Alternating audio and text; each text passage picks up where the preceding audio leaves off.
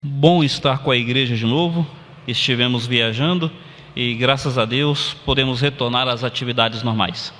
Apenas duas informações rápidas antes de adentrarmos ao que a palavra tem a nos ensinar. Após o culto agora pela manhã, nós teremos uma reunião com os interessados e os participantes daquele trabalho que é feito todas as noites com o sem-teto. Aquele grupo de risco, pessoas que moram na rua, travestis, homossexuais, prostitutas.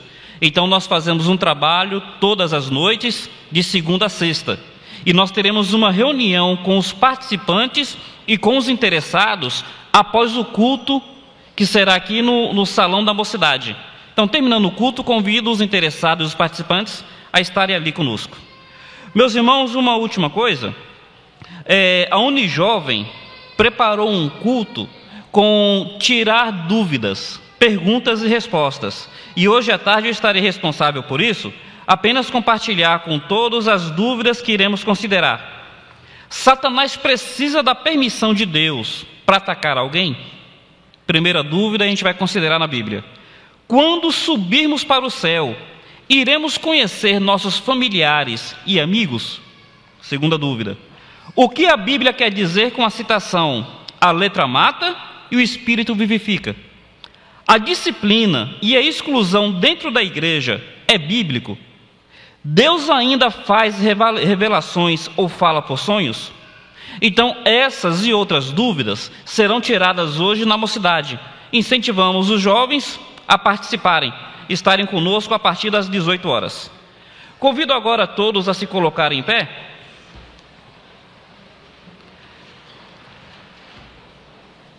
Peço para que abram suas Bíblias no livro de 1 Reis. 1 Reis, capítulo 16.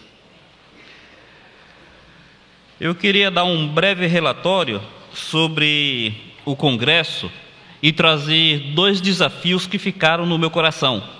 No entanto, considerando que hoje é Dia dos Pais, e com certeza suas esposas e seus filhos prepararam algo especial para o almoço, a gente não vai estragar o que eles prepararam, adiantando o horário do culto. Esse relatório fica para uma outra oportunidade, então. 1 Reis 16, gostaria que lessem comigo o verso 34. 1 Reis 16, o verso 34. Diz assim: Em seus dias, Hiel, o betelita, edificou a Jericó, morrendo Abirão, seu primogênito, quando a fundou, e morrendo Segube, seu último, quando pôs as portas, conforme a palavra do Senhor que falara pelo ministério de Josué, filho de Num. Vamos falar com Deus. Nosso Pai, agradecemos ao Senhor pela oportunidade que temos de cultuar o Teu nome, de estarmos reunidos como Teu povo, e de uma maneira especial, de podermos homenagear e agradecer ao Senhor pela paternidade. Deus, muito obrigado, Pai. Pedimos agora para que fale aos nossos corações pela Tua palavra. Em Cristo te rogamos. Amém, Senhor. Todos podem assentar-se?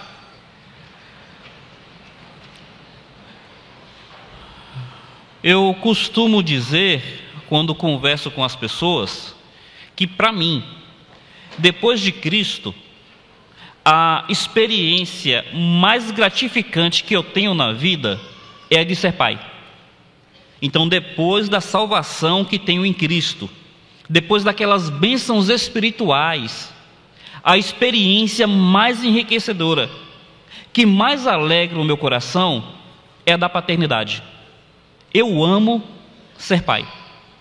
Eu tenho 2 filhos, tenho meus irmãozinhos pelos quais eu tenho uma responsabilidade moral. E eu vou dizer para vocês, eu sou babão, eu sou coruja com meus meninos.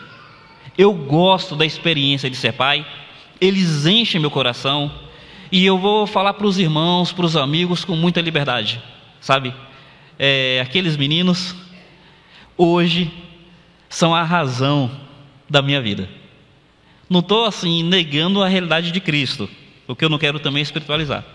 Eu posso dizer para vocês que não tem alegria maior do que a de ser pai. junto com essa alegria, vem uma responsabilidade muito grande. Vem um peso muito grande sobre os nossos ombros. Não um peso desagradável, um peso de bênção. Porque como pai, eu quero o melhor para os meus filhos. Como pai, eu quero dizer como João: não tenho maior alegria do que essa, a de ver que os meus filhos andam na verdade. E eu gostaria de compartilhar uma palavra aqui pela manhã, que é uma palavra reflexiva. E devido a ser um momento tão feliz, eu não quero trazer com essa palavra um peso de exortação, mas de profunda reflexão. O texto que nós lemos aqui, não sei se vocês perceberam, fala sobre um homem chamado Iel.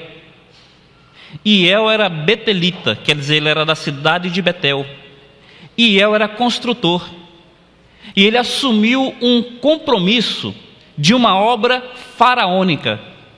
Ele assumiu o compromisso de reconstruir a grande cidade de Jericó.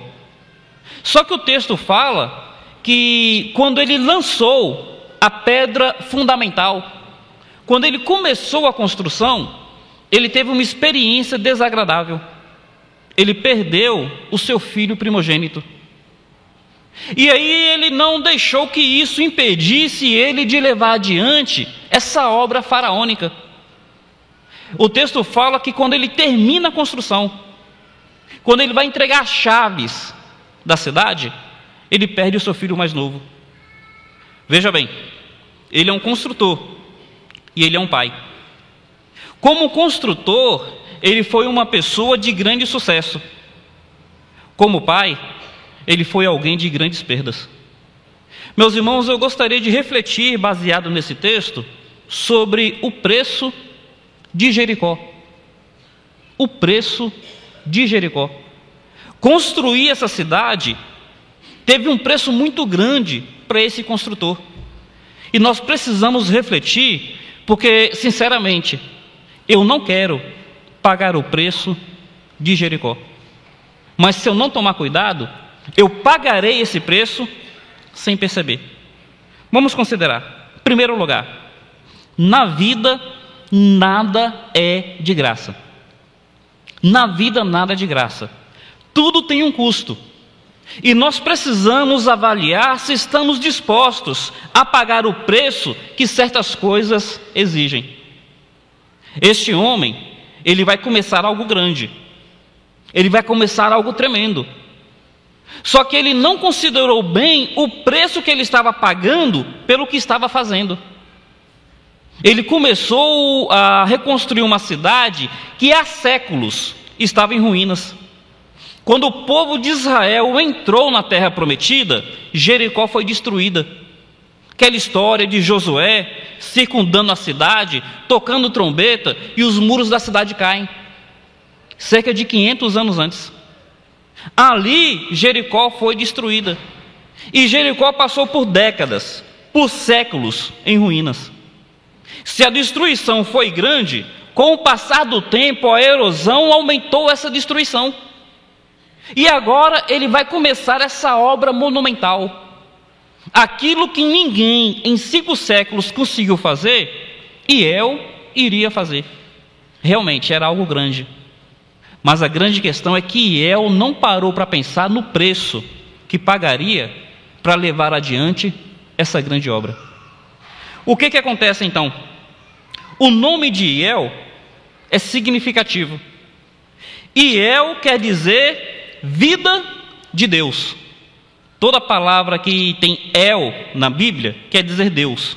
Iel, ou Iléu, quer dizer vida de Deus. O nome deste homem é um nome que transmite uma ideia de piedade. E o texto fala que ele é betelita, quer dizer de Betel. Betel quer dizer cidade de Deus, ou casa de Deus. Então, vida de Deus é o seu nome. Casa de Deus é a sua procedência. Ele tem 2 filhos. O nome do primeiro filho, os irmãos podem me acompanhar aí, diz que o nome do primeiro era Abirão. Ab quer dizer pai. Abirão quer dizer pai exaltado. E o nome do segundo quer dizer, Segube, quer dizer engrandecido. Então vejam comigo, um homem cujo nome significa vida de Deus, cuja procedência é da casa de Deus. Quando ele tem seus filhos, ele coloca nos filhos nomes que mostram o desejo dele para os filhos. O primeiro, pai exaltado, ou exaltado pelo pai. E o segundo, engrandecido. Vamos considerar que na teoria é assim com todos nós? Vamos considerar que na teoria é assim com cada um? Você já tem a vida de Deus oferecida por Cristo? Eu creio que a maioria aqui vai dizer que tem. Você tem ligação com a casa de Deus? Eu creio que a maioria aqui vai dizer que tem. E você tem desejos grandiosos para os seus filhos? A maioria aqui vai dizer que tem. Pastor, eu quero que meu filho seja exaltado pelo Pai. Eu quero que meu filho seja engrandecido. Então, na teoria, o que acontecia com Iel, acontece comigo. Eu tenho a vida de Deus em mim. Eu tenho ligação direta com a casa de Deus. Meus filhos, eu tenho um desejo que eles sejam engrandecidos. Mas então nós precisamos lidar com a realidade teoria e prática. O que era teoria com Iel não foi uma prática na família de Iel. Iel estava mais preocupado com Jericó do que com a sua casa. Então Iel tinha duas experiências. Da porta de casa para fora, era um homem de sucesso. Construtor, engenheiro, arquiteto, mestre de obras, grande pedreiro. Mas da porta da casa para dentro, infelizmente Iel passava por tristes, dolorosas, profundas experiências. Meus irmãos, vamos considerar quem nós somos da porta de casa para fora, da porta de casa para dentro. A história de Iel me ensina que nenhum sucesso vale a perda da família. Nenhum sucesso vale a perda dos filhos. Nenhum sucesso vale o distanciamento dos pais. Nós precisamos viver uma realidade onde nós, como família, realmente sejamos uma família que transmita a vida de Deus. Uma família que realmente tenha ligação com a casa de Deus. Uma família onde os pais valorizam os filhos valorizam os pais e os cônjuges se valorizam mutuamente. Por que que isso não aconteceu com Iel? Porque talvez isso não esteja acontecendo conosco. Daí a minha pergunta: vale a pena pagar-se o preço de Jericó? Vale a pena ter tanto sucesso da porta de casa para fora e se perceber derrotado da porta de casa para dentro? Meus irmãos, eu estive com um congresso de jovens lá no Imaús, e eu falei algo publicamente. E eu gostaria que nós pensássemos nisso que eu falei. Eu disse que a palavra do Senhor fala que para eu poder ser pastor, eu preciso criar meus filhos em sujeição. Se meus filhos não crescerem em sujeição, a Bíblia fala que eu estou desqualificado para ser pastor. E olha, a minha perda, se meus filhos não crescerem no temor do Senhor, não é apenas o fato de deixar de ser pastor. A minha perda mesmo é perceber que eu estou perdendo meus filhos para o mundo. Sucesso nenhum vale o fracasso na família. Eu gostaria que nós sentíssemos a responsabilidade de termos um compromisso com Deus e um compromisso com o lar.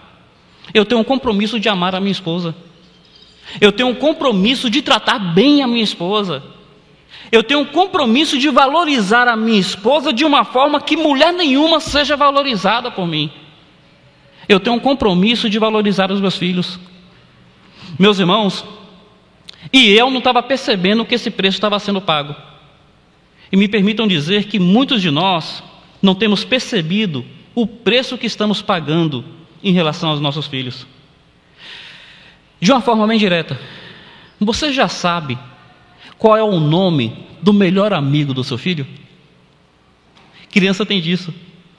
Meu filho, ele fala: pai, meu melhor amigo é... Indo além, você já se perguntou quem é ou quem foi a primeira paixonite de seu filho? Olha, o meu mais velho está com 11 anos. Ele está um pré-adolescente. E eu já tive 11 anos. Quando eu tinha 11 anos, eu tive diversas paixonites. Eu posso dizer que eu tinha a paixonite da escola, eu tinha a paixonite da rua de casa. Não era crente, se fosse eu teria a paixonite da igreja. E olha, é uma fase gostosa para a criança, é uma fase preciosa, e é uma fase que nós como pais precisamos entender que é um privilégio para nós fazer parte da vida dos nossos filhos. Eu queria te desafiar, pai. Começa a tirar para você e para o seu filho um tempo para conversar com ele. E começa a procurar interagir com aquilo que ele gosta. Qual é o desenho animado que ele prefere? Agora voltou a época dos super-heróis. Pergunta para o seu filho, qual é o super-herói que ele mais admira? Eu sei, você vai dizer, não, tem que admirar os personagens da Bíblia. Concordo, mas entenda, quando eu era criança, falava como criança, agia como criança, discorria como criança. Paulo fala, quando eu cheguei a ser homem, aí sim deixei as coisas de criança. Sim, meus filhos têm os valores bíblicos sendo incutidos, eles têm os personagens da Bíblia sendo conhecidos, mas vai ser normal ele admirar o Homem-Aranha, ele admirar algum personagem. Procura fazer parte da vida do seu filho, porque aí vai ser mais fácil você ajudar ele a entender, olha meu filho, isso daí é ficção, é faz de conta, mas aqueles da Bíblia são verdadeiros, são reais, é imitando aqueles que Deus vai nos abençoar. Meus irmãos, percebem? Isso daqui não quer dizer que da porta de casa para fora você vai ser irresponsável no seu trabalho, mas quer dizer que da porta de casa para dentro você está se esforçando para não pagar o preço de Jericó. O que acontece conosco? Todos nós temos gostos pessoais. Então tem aqueles que são dados a futebol, que não é um problema. São aqueles que são dados à bicicleta, está sendo uma coisa da moda agora. As pessoas marcam aí, vão pedalar e tudo mais. Isso não é um problema. Tem aqueles que gostam de um determinado hobby. Mas veja, às vezes nós nos damos tanto para essas coisas que nós gostamos e esquecemos de valorizar o tempo com os nossos filhos. Meu filho precisa passar tempo comigo. Eu preciso passar tempo com meu filho. Tem que ter familiaridade entre a gente. Falei para os irmãos esses dias, vou repetir aqui. Um dia desses que teve o jogo de futebol, teve feriado nacional, né? E aí eu entrei em contato com algumas pessoas para fazer visita, não deu certo, então fiquei com a tarde livre. Aí eu peguei uma faca, fui na rua de casa, tem um passeio que é de chão batido, aí eu fiz 3 buraquinhos na rua, comprei umas gudes e fui jogar com meus meninos. Aquele jogo chamado Veneno, sabe? Aqueles que são da minha época devem lembrar disso. Gente, olha, a minha idade, porque eu sou sedentário, eu vou dizer para vocês, agachar e levantar me deixou quebrado. Me deixou quebrado. Mas olhar para os olhos dos meus filhos e ver aquele brilho, ver aquele sorriso, gente, podia arrebentar minhas pernas, podia arrebentar minha coluna, podia arrebentar o que fosse para arrebentar, valeu a pena. Os meninos chamaram os coleguinhas deles, passamos a tarde ali brincando, e eu vou dizer para os irmãos, gente, é precioso demais.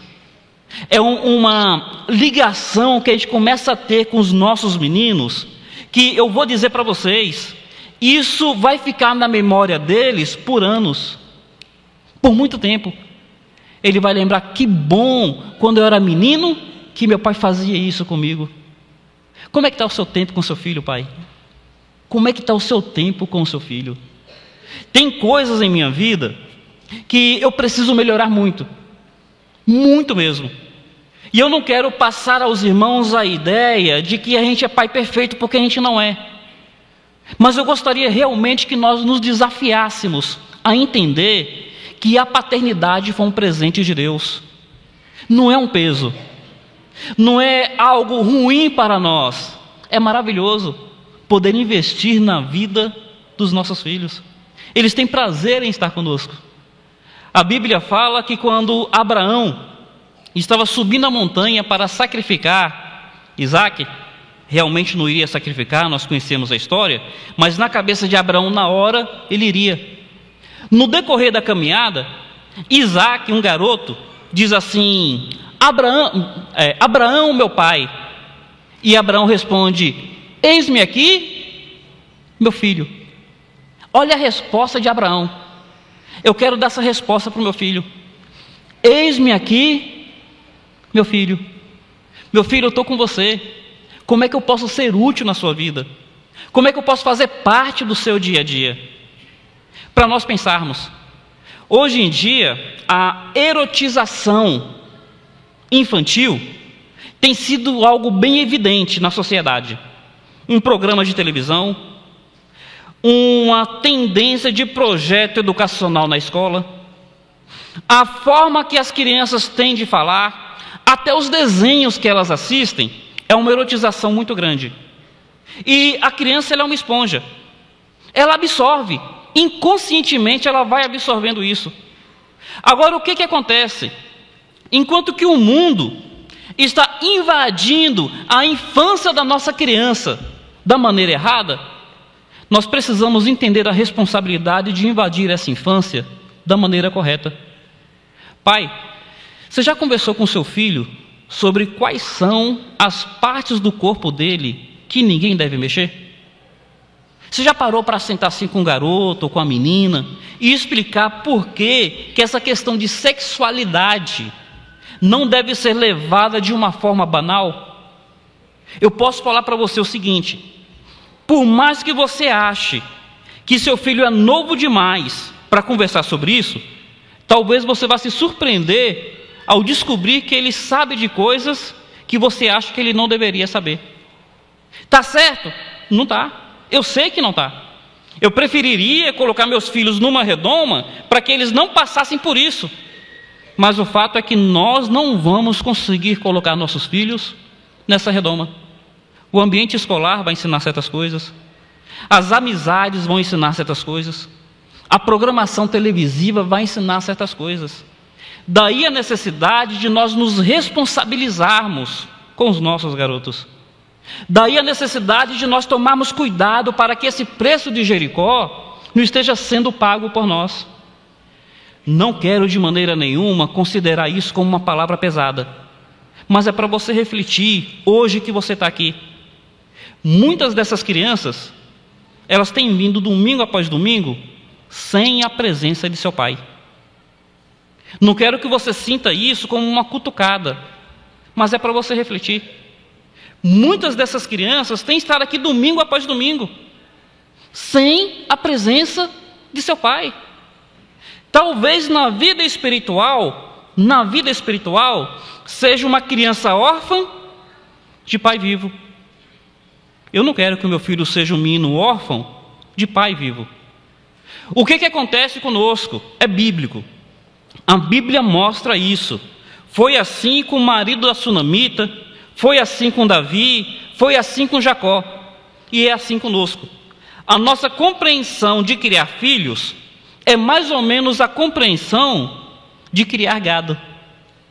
Desculpa a semelhança, mas como é que a gente cria gado? A gente dá pasto e dá segurança. Não é assim que a gente faz com gado? A gente dá o pasto e a gente dá a segurança. Deu o pasto, deu a segurança, a gente não faz mais nada com gado. E às vezes nós fazemos isso com os nossos filhos, porque eu pago a água, porque eu pago a luz, porque eu dou a roupa, porque eu pago o aluguel da casa, porque eu dou a feira, eu fico achando que não tem mais nada que eu precise fazer com o meu garoto. Eu queria desafiá-los, queria nos desafiar.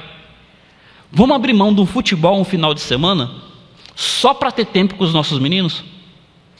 Vamos abrir mão da nossa pedalada um final de semana só para a gente passear com os nossos garotos? Eu queria nos desafiar nesse sentido. Vamos assumir o compromisso de sermos a ponte entre nossos filhos e o Senhor. Veja bem, eu sou grato a Deus por ver que essa é uma igreja que procura levar as crianças a Deus. E eu sei que qualquer pai ficaria feliz em saber que o departamento infantil, alguma tia, algum tio, evangelizou seu filho e seu filho tomou uma decisão. Graças a Deus você fica feliz. Mas concorda que esse era para ser um privilégio seu? Era para você ter o privilégio de conduzir os seus filhos a Cristo. Graças a Deus, porque o departamento infantil procura fazer isso. Então vamos louvar a Deus pelo departamento infantil. Mas veja, departamento infantil é para ser o teu auxiliar e não o teu substituto. É um privilégio seu, é um privilégio meu. Nós precisamos entender que a nossa grande vitória não é da porta de casa para fora, é da porta de casa para dentro. Mas filhos, eu também gostaria de pensar em relação a vocês. Da mesma forma que os pais às vezes pagam o preço de Jericó em relação aos filhos, os filhos têm pago o preço de Jericó em relação aos pais. Vou falar uma coisa sobre filho. Filho é bicho ingrato. Desculpa a expressão, mas eu fico olhando meus meninos. São ótimos garotos, não estou aqui para menosprezá-los. Só que é natural na criança. A criança chega uma fase que ela começa a ter vida social. Então até um certo tempo tudo é com os pais. Mas chega uma fase que é natural. E é bom que isso aconteça. Começa a se socializar. Então os juniores hoje, eles têm o GA. 15 dias aos sábados, os juniores se reúnem. E eles se reúnem com uma alegria tremenda. Eu queria que você, pai, observasse isso nos seus meninos. Eles ficam entrando em contato para saber onde é, para saber como é que faz para chegar, e eles procuram carona, sabe? E eles ficam numa alegria tremenda. Meu filho mais velho ontem foi pro GA dele. E o mais novo tem 5 anos. Teve o congresso dos jovens lá no Emaús, da Igreja de Jerusalém. Eu fui pregar lá. E eu pensando que meu filho ia querer ir comigo. Aí eu deixo o mais velho lá no GA dos meninos. Aí o mais novo vira para a mãe e fala: "Ô mãe, eu não quero ir com você não, eu quero ficar aqui também." É normal, sabe? Agora para a gente pai, para a gente mãe, a gente sente um pouco de ingratidão. Puxa, meu filho não quer ficar comigo. Nós queremos ficar com ele, mas ele não quer ficar com a gente. Filhos, valorizem seus pais. A Bíblia fala: honre pai e mãe, para que se prolongue seus dias na terra e te vá bem. Veja, se por um lado a minha maior alegria depois de Cristo é ter filhos, eu quero te falar que depois de Cristo, os 2 grandes presentes que você tem na vida, seus pais e seu cônjuge. Como você não tem cônjuge ainda, valorize esse primeiro presente, valorize seus pais. É algo maravilhoso quando eu noto no dia a dia pais e filhos que têm facilidade de demonstrar carinho um com o outro. Então aquele pai que abraça o filho e o beija, é aquele filho que abraça o pai e o beija, é aquela situação onde a gente nota que um valoriza o outro. Filhos, eu sei que na sua formação de identidade, você chega a uma fase que você forma a identidade por questionamentos. Você quer questionar tudo. Então você questiona a sociedade, você questiona o lar, você fica perguntando por que isso e por que aquilo. É natural. Mas não deixe que o seu questionamento seja um desrespeito. Você vai perceber que seu pai erra. Você vai perceber isso. E você vai perceber também que quando você for pai, você também vai errar. Mas não dependa dos acertos do seu pai para valorizá-lo. Não dependa de concordar com ele para respeitá-lo. Olha, ele é alguém que Deus colocou na sua vida para te abençoar. Ele é proteção de Deus na sua vida. E a palavra do Senhor diz que se você respeitar o seu pai, se você honrar o seu pai, Você vai ser abençoado por Deus pela maneira como você trata o seu pai. Honre seu pai. Valorize o seu velho. Meu pai, ele tem 5 anos que ele partiu. Os irmãos acompanharam um pouco por alto. Eu vou dizer para vocês que meu velho me faz uma falta tremenda. Meu velho me faz uma falta que tem hora que eu estou em casa, eu fico pensando nas experiências que eu tive com ele. Boas experiências algumas, experiências tristes outras. Eu queria ter meu pai comigo de novo. Eu queria ter meu velho comigo. Tem um vídeo, já foi passado aqui na igreja um tempo atrás. É uma situação onde o pai está com Alzheimer e o filho está sentado com ele num banco de uma praça. O pai aponta para um passarinho e pergunta o que é aquilo. O pai está com Alzheimer, ele não lembra mais das coisas. O filho fala: é um passarinho. 10 segundos depois o pai pergunta de novo o que é aquilo, e o filho fala: é um passarinho. E conforme o pai vai perguntando, o filho perde a cabeça e dá uma bronca no pai: eu já disse que é um passarinho, para de perguntar, é um passarinho. Aí no vídeo o pai se levanta, vai para dentro de casa, depois volta com uma revista ou com um caderno, um diário, e abre para o filho e fala: olha, meu filho, aqui é quando você tinha 6 anos. Você me perguntou quantas vezes aquilo era um passarinho. E fala lá a quantidade, parece que foi 10, 15, não sei. E em todas as vezes eu te respondia: é um passarinho. Gente, eu só vi esse vídeo uma vez. Eu não aceito ver ele de novo, porque sempre que eu vejo, os olhos enchem de lágrima. Eu fico lembrando das vezes que eu fui impaciente com meu pai, que eu fui desrespeitoso com meu velho. E hoje eu queria ter meu pai de volta para dizer: pai, se eu pudesse voltar atrás, eu faria diferente. Filhos, não paguem o preço de Jericó em relação a seus pais. Pais, não paguem o preço de Jericó em relação aos seus filhos. Assumamos um compromisso diante de Deus. Assumamos um compromisso diante da palavra. Assumamos um compromisso diante da família. O que há de mais importante debaixo do céu está da porta de minha casa para dentro e não da porta de minha casa para fora. Que Deus nos abençoe. Quero convidá-los a se colocarem em pé agora.